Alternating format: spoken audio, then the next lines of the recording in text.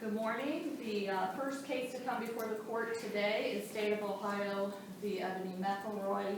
Each party will have up to 15 minutes to present their arguments. The appellant may reserve up to 5 minutes for rebuttal. If you do plan to reserve time, please let me know, as I will be keeping track of the time. The arguments are being recorded, so please stay behind the podium, keep your voices up, introduce yourselves. You should not use the names of children, minors, victims during your arguments. You can refer to them by initials or generic terms like the child. The judges have read your briefs and are ready to proceed when you are. And I would just ask the appellant at this time whether you would like to reserve time. Yes, Judge, I'd like to reserve 5 minutes. 5 minutes. Okay, very well. Then we are ready to proceed when you are. And this one we've over set up on? I think. Are we on this one? Okay, yes, we are. All right.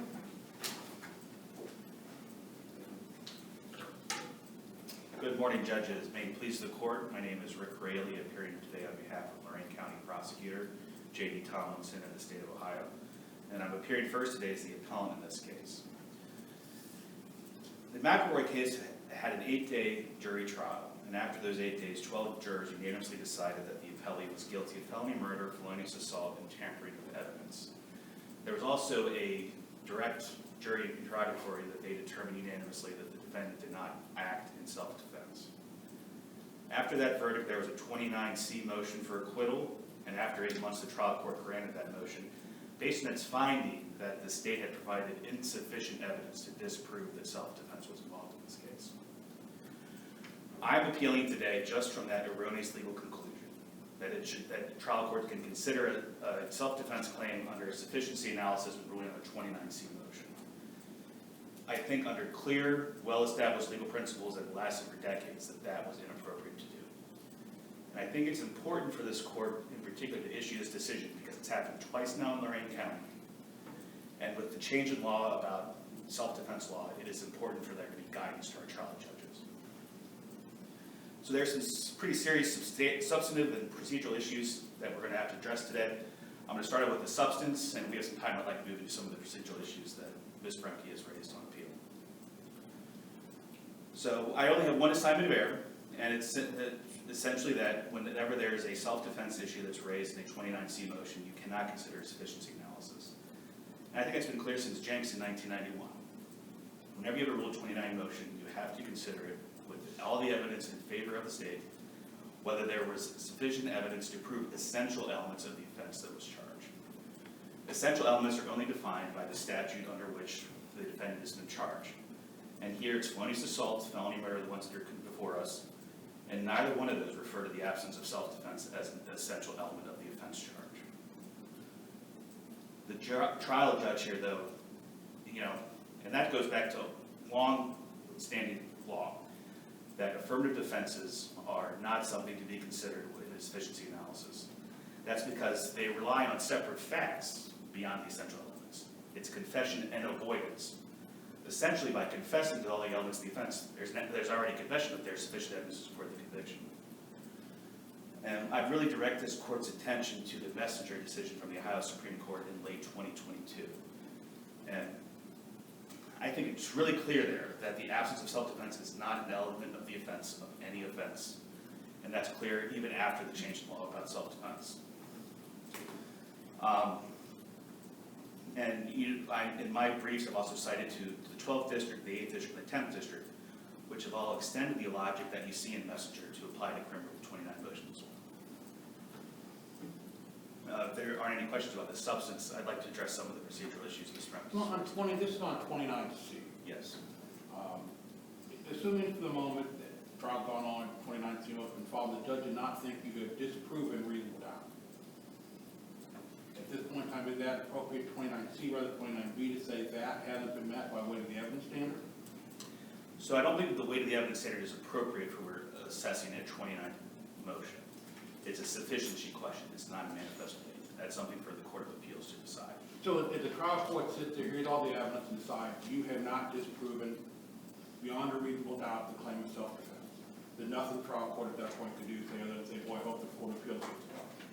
I believe at that point it is not for a trial judge to decide that issue. It is for the jury to decide. Why does 29C exist other than other than in your view, just for sufficiency of meeting the element of Quite frankly, 29C is for the judge to consider after hearing all the evidence whether there truly was sufficient evidence on this issue or not. There's something about the how elements it's then distinguished from 29A, it's just that's the same standard. it's really just, That's the same standard, the elements of the met or not. What is the 29C even there for if it doesn't fit this circumstance? well, and this court's recognized that A and C have the same standard that applies to it. It's really just about timing. So that's the only distinction that I find with those two provisions.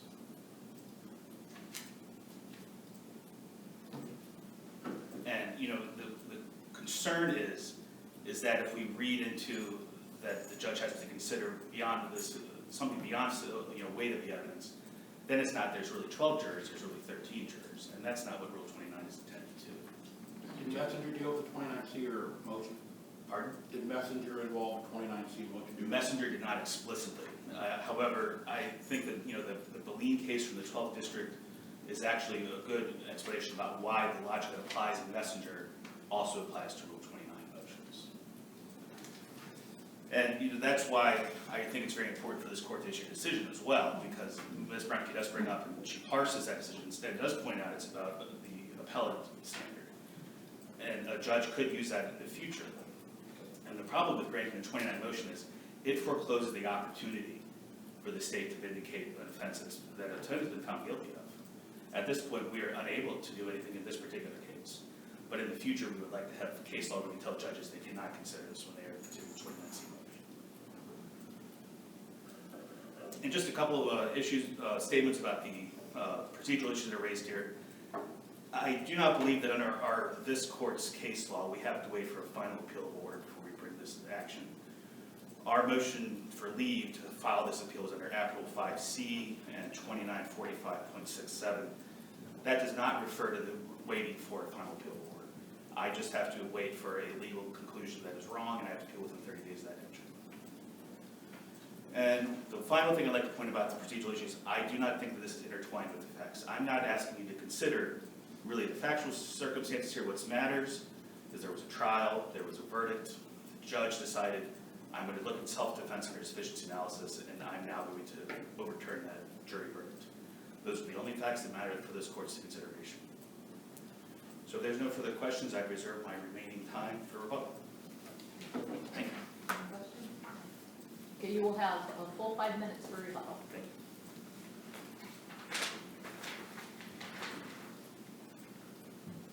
Good morning, judges. Giovanna Bremke on behalf of Ms. Eboni McElroy.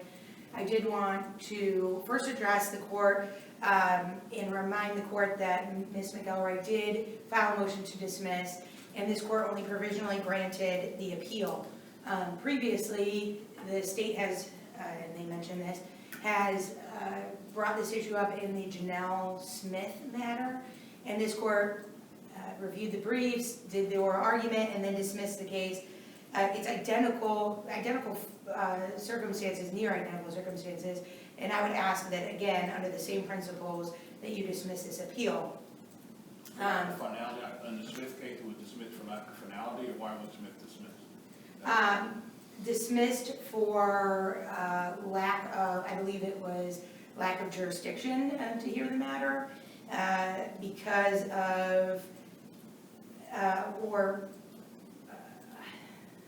want to say it was either that they just, I don't know if there was a whole lot of explanation other than either lack of jurisdiction or that there was some facts applied. It was very fact specific. And again, in this court's order, in this case, in the McElroy case, it specifically advised that the state not apply the facts and that this can only be a legal reasoning and we can't disturb what the final outcome should be. And so again, I would remind the court of that. I would submit to you that, again, the state has done the same thing in applying the facts to this case in violation of this court's August 31st journal entry. So a lot of it comes down to the jurisdiction to hear the matter and whether the state has applied the facts. We'd also question whether this final appealable order, Ms. McElroy, while the trial court dismissed all but one of her counts, she has not been sentenced on that one remaining count. it's count 6. She was set to be sentenced, and the state filed their appeal the day before her sentencing hearing, and so the trial court lost jurisdiction to sentence her on that one remaining count. So overall, I would ask that you not hear the case, that you would dismiss it for either lack of final appealable order, lack of jurisdiction, or the state's refusal to follow the August 31st order about applying the facts. Should you hear the merits of the case, I would submit to you that the Messenger case does not apply in this matter because Messenger deals with the review on the appellate standard. And this court was obviously addressing it from the trial court standard. So I would submit to you that the court did follow the correct standard, and when it dismissed the cases on the self-defense. Any questions? Any questions? I hear none. All right, well, then I would again ask that you dismiss the case for lack of jurisdiction or lack of final appeal order. Thank you. Thank you.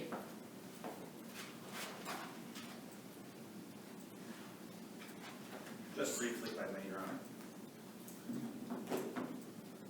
The Janelle Smith case was dismissed. I believe this court's journal entry just indicated that the facts of the matter were intertwined with the 3 assignments of error the state had raised.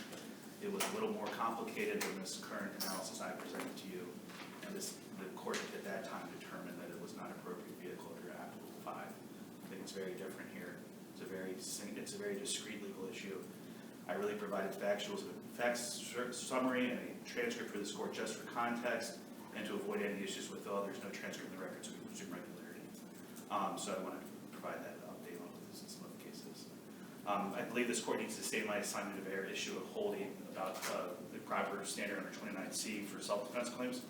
And I thank you. You seem to concede in your argument earlier that the matter is not what we usually call final in a criminal case because there's been no sentencing at this point in time. You agree it's not final, but in your view, you have the right to feel it's not final? That's correct. I do not believe the final and appealable statute applies to the state's appeal under 5A or the separate statute for state's appeals.